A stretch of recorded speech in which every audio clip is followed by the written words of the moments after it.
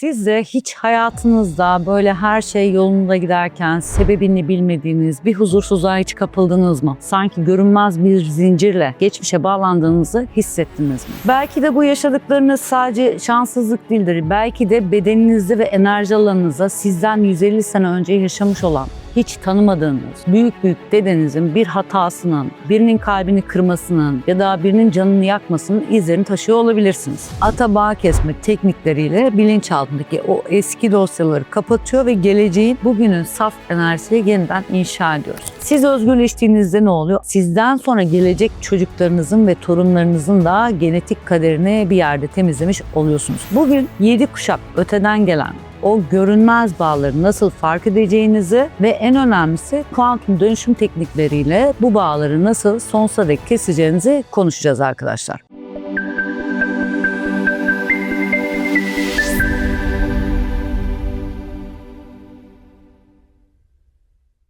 Merhaba arkadaşlar. Siz de hiç hayatınızda böyle her şey yolunda giderken sebebini bilmediğiniz bir huzursuzluğa hiç kapıldınız mı? Yani ne kadar çabalarsanız çabalayın, işte ailenizdeki o talihsiz döngüyü bir türlü kıramadığınızı, sanki görünmez bir zincirle geçmişe bağlandığınızı hissettiniz mi? Belki de bu yaşadıklarınız sadece şanssızlık değildir. Belki de bu bedeninizde ve enerji alanınızda sizden 150 yıl önce yaşamış olan atalarınızın, hiç tanımadığınız büyük dedenizin bir hatasının, işte bir kalp kırıklığının ya da birinin canını yakmasının size getirdiği bir sonuçtur. Bilim dünyasında buna ne deniyor? Epigenetik travma aktarımı deniyor. Bugün halk arasında da ne diyoruz? İşte ah almak. Hani hiç duydunuz mu böyle işte bu aile beddualı, bu aile ahlı gibi şeyler? Belki siz de duymuşsunuzdur. Bugün 7 kuşak öteden gelen o görünmez bağları nasıl fark edeceğinizi ve en önemlisi kuantum dönüşüm teknikleriyle bu bağları nasıl sonsuza dek keseceğinizi konuşacağız arkadaşlar. Eskiden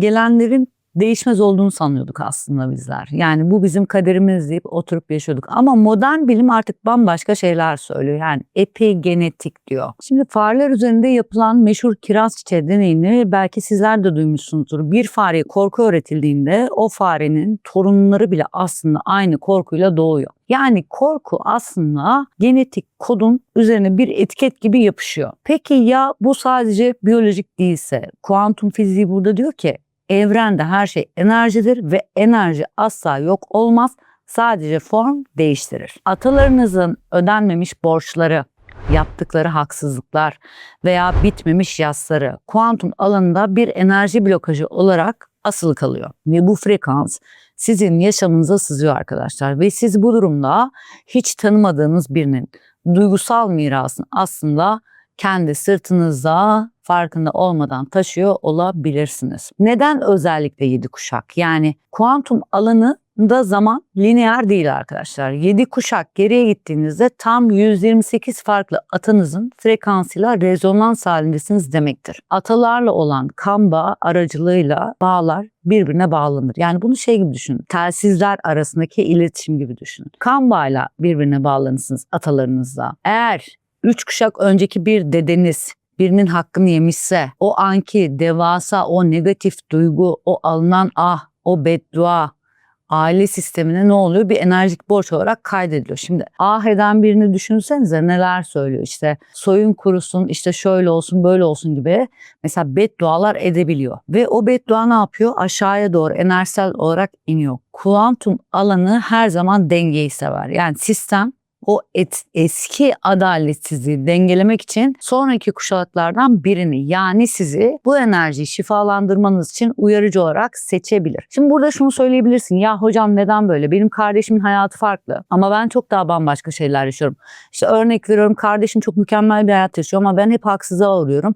Oysa ikimizin de ataları aynı diyebilirsin. Bu noktada şunu söylemekte fayda var. Bu tamamen senin aslında ruhunun seçimiyle alakalı. Yani kardeşin bunu seçmemiş. Kardeşin farklı tekamüller seçmiş. Sen bunu deneyimlemek için seçmişsin. Bizler bu alemi, bu boyuta zaten tekamül edebilmek ve bir takım yaralarımızı şifalandırabilmek için insan olma yolculuğuna geliyoruz. Bu enerjiyi fark ettiğinde ne yapıyorsun? Uyarıcı olarak seçilmiş oluyorsun. Bu enerjiyi fark ettiğinde yaşadığın tıkanıklıkların aslında sistemin burada çözülmesi gereken bir düğüm var deme şekli olduğunu anlıyorsun. He tamam, ben bunu yaşıyorsam burada bir problem var ve benim bunu çözmem gerekiyor. Yani burada şunu demiyorum. Bakın, her insan elbette ki Allah tarafından imtihan edilecek, sınanacak. Kur'an-ı Kerim'e göre bu böyle. Ama sınavı olan şeyler var, sınavı olmayan şeyler var. Şimdi bu tarz enerjisel durumlar sınav değil. Siz alanınızı temizledikten sonra benzer bir şey yaşama ihtimaliniz düşüktür. Ama yaşarsanız da bileceksiniz ki bunu Allah sınav olarak vermiş ve benim bu durumu bir şekilde kabule geçip çözmem gerekiyor diyeceksiniz. Bu yaşadığınız bir mahkumiyet mi? Kesinlikle hayır. Yani kuantum alanında her şey gözlemciyle değişiyor aslında. Yani bu silsileyi durduracak olan kişi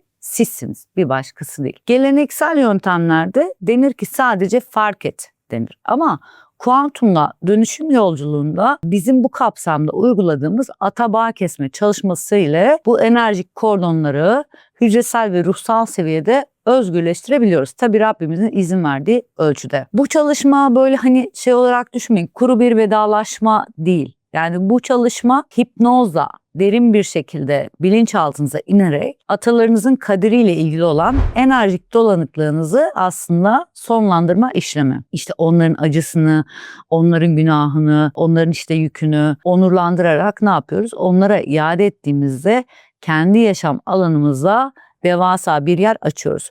Biz bu noktada tabii atalarımızı kesinlikle suçlamıyoruz. Yani onların da illaki bizim tekamül yolumuza kattığı bir şeyler var bize. Hani sen şunu yaptın, ben bunu yaşıyorum değil. Bu senin kendi seçiminde. Bir kere kendi sorumluluğumuzu, kendi seçimlerimizi almayı öğrenmemiz gerekiyor. Şimdi biz burada şunu anlamalıyız. Atalarımıza olan sadakatimiz. Ne olabilir mesela? Ya sen yapamadın, hani ben bunu yapabilirim. Ben bunun altından kalkabilirim. İşte benim hatam böyle yapmış, ben de onun gibi yapmalıyım. Doğrusu budur. Onu mahcup etmemeliyim gibi sadakat. Onların acısını aslında bilinçaltında çekerek kendini kanıtlamak zorunda hissedebiliyor. Oysa ki hiç kimse bu şekilde kendini kanıtlamak zorunda değil. Gerçek onurlandırma nasıl olur? Onların yapamadığını yapıp mutlu ve özgür olmaktır gerçek onurlandırma. Şunu diyebiliriz, işte sevgili atalarım, yaşadığınız acıyı ve yaptığınız hataları görüyorum.